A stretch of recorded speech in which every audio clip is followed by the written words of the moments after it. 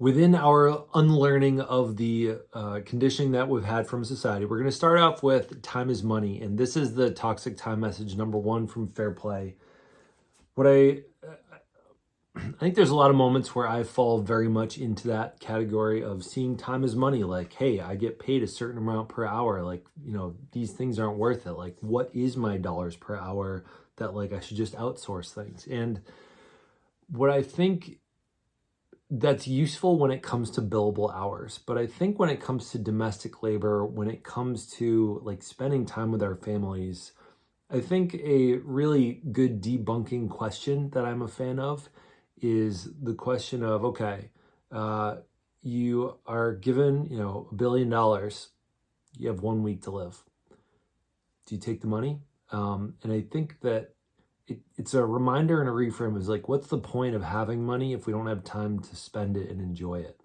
And as much as time, we can earn money for services per dollar, which is delivered in a certain amount of time, when we can continuously remind ourselves that time is in fact time, it's measured in hours, and that when we want the quality of our lives to be a certain way, that we need to look at it in time.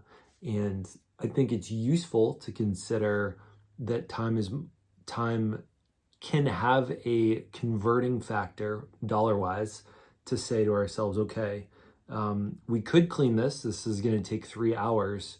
Would it be worth it to do the decluttering so that it can be cleaned?